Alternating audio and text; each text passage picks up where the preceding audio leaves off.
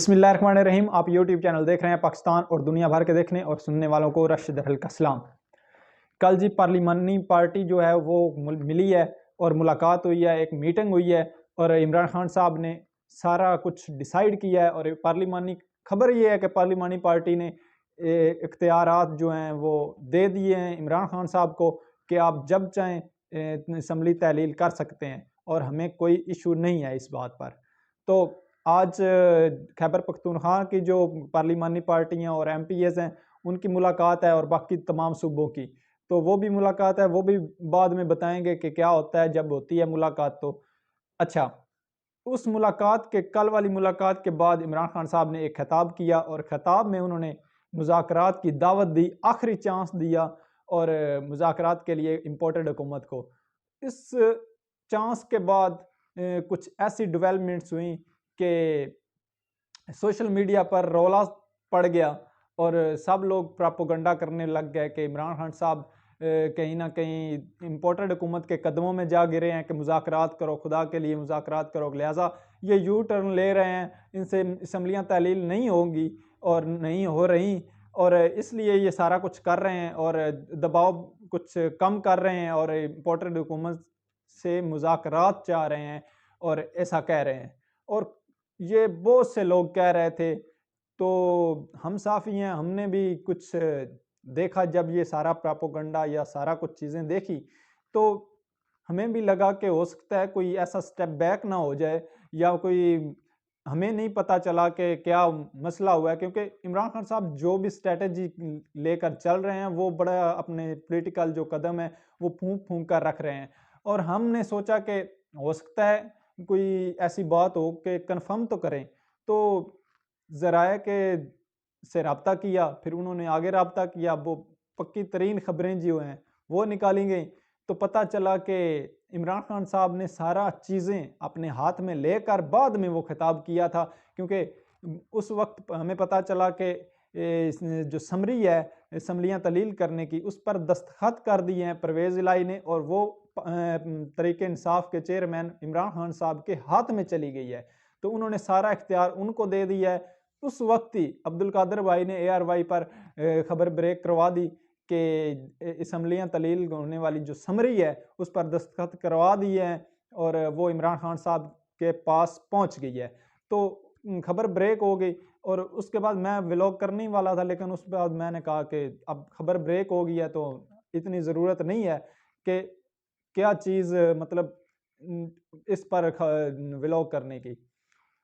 उसके बाद असल कहानी क्या थी कि क्यों ये सारा मुज़ाकरात का हुआ सिस्टम, क्योंकि पाकिस्तानी माशत कुछ इस तरह की है और इस मोड़ पे आकर खड़ी हो गई है कि कभी भी पाकिस्तान डिफ़ॉल्ट कर सकता है और बहुत ज़्यादा चांसेस हैं।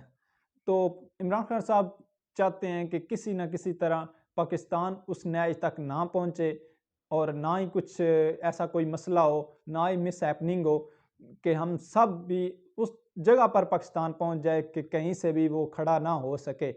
तो इमरान खान साहब ने आखिरी एक मौका दिया है इम्पोर्टेड हुकूमत को, लेकिन उन्होंने समझा कि ये स्टेप बैक है। जब ये खबर ब्रेक हुई कि इमरान खान साहब के हाथ में वो समरी है जो असम्बलियाँ तहलील करनी है जिससे तो परवेज़ इलाही ने साइन कर दिए हैं, दस्तखत कर दिए हैं, तो तब जाकर इम्पोर्टेड हुकूमत के लोगों ने ये सीरियस लेना शुरू किया और फिर कहा गया कि ख्वाजा आसिफ की जानिब वज़ीर दिफ़ा की जानिब से कहा गया अगर वो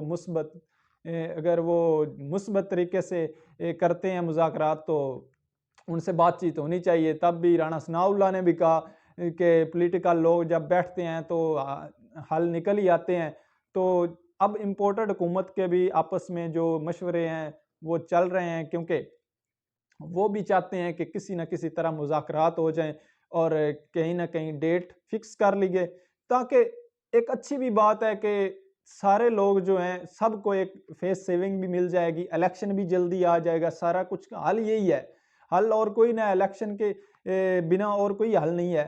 तो इसलिए सब लोग कोशिश यही कर रहे हैं कि मुज़ाकरात हो जाएँ, लिहाज़ा अगर मुज़ाकरात नहीं होते तो ये मामला जो है वो अब तसादम की जन्म जाएगा। असम्बलियाँ टूट जाएंगी, फिर असम्बलियों में इलेक्शन होगा, फिर पता नहीं क्या क्या कुछ होगा। तो इस किस्म के चीज़ें चल रही हैं।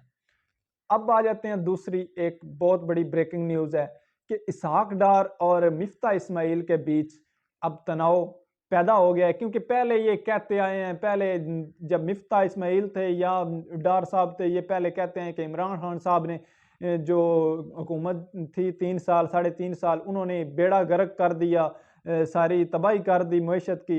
लेकिन अब इनके तब्दील होने शुरू हो गए हैं। अब इनकी जो आपस में है ना, अब एक डार साहब जो इसहाक डार साहब हैं, इन्होंने निजी चैनल से गुफ्तगू करते हुए एक इंटरव्यू में उन्होंने कहा है कि पिछले 6 माह में पूछे मिफ्ता इस्माइल से वो क्या मईशत के साथ कर गए हैं। और मिफ्ता इस्माइल को आप बयान सुन चुके हैं कि वो कह रहे हैं कि डार साहब बेड़ा गर्क कर गए हैं और बेड़ा गर्क कर दिया है मईशत का। तो अब ये एक दूसरे पर फेंक रहे हैं, चीज़ें एक दूसरे के फेंक रहे हैं। मैं अब एक सवाल मेरा ये बनता है कि कहाँ हैं वो सहूलतकार, कहाँ हैं वो लोग जिन्होंने हमारे ऊपर ये चीज़ें मुसल्लत की, ये इतनी बड़ी हमें सज़ा दी और पाकिस्तान को इस नहज तक पहुँचाया। जो बहुत बड़ा अरस्तू था, उसको एक एयरफोर्स वन के वज़ीर आज़म के तैयारे में एयर वन में लाया गया और उसके तमाम उसको क्लीन चिट दी गई और फिर हम पर मुसल्लत किया गया। आज देखो मईशत का हाल। उधर एक और ब्रेकिंग न्यूज़ है कि जो $1 अरब थे वो मुल्की ख़जाने से अदा कर दिए गए हैं। अब आपका मुल्की ख़जाना बस वही रह गया है जो सऊदी अरब और चाइना के पैसे हैं, जो $6 अरब हैं। 6 अरब से कुछ ऊपर है। तनख्वाहें भी आपने देनी है, चलाना भी है मुल्क, तो कैसे चलाना है, सारा कुछ करना है, तो क्या क्या कुछ करना है, कैसे करना है। तो ये बहुत मुश्किल हो गया है। अगर कुछ पैसे और निकाल लेते हैं मुल्की ख़जाने से तो ये अब डिफ़ॉल्ट की जानब चला जाएगा। तो इस किस्म की चीज़ें चल रही हैं और इस नहज तक मुल्क पहुँच गया है। बहुत तशवीशनाक है। मैं बताना तो नहीं चाहता, लिहाजा इतनी बात तो नहीं करना चाहता था कि इस पर, लेकिन करनी पड़ती है क्योंकि ये सच है, यही सच है।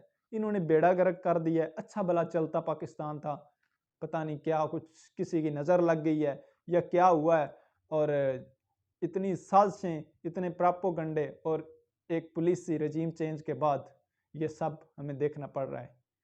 उम्मीद है कि मुज़ाकरात होंगे और कुछ चीज़ें सेटलमेंट होंगी, इलेक्शन भी होगा, ये अनस्टेबिलिटी ख़त्म होगी और अभी भी कुछ नहीं बिगड़ा। अभी भी ये सियासतदान बैठ जाएं, बातचीत कर लें और एक रास्ता निकाल लें, इलेक्शन करवा लें और एक ऐसी हुकूमत आए जिस पर सबको इत्मीनान हो, तो अभी भी पाकिस्तान में बहुत बहुत पोटेंशियल है, वो खड़ा हो जाएगा, पाकिस्तान चल उठेगा, चलेगा इंशाल्लाह।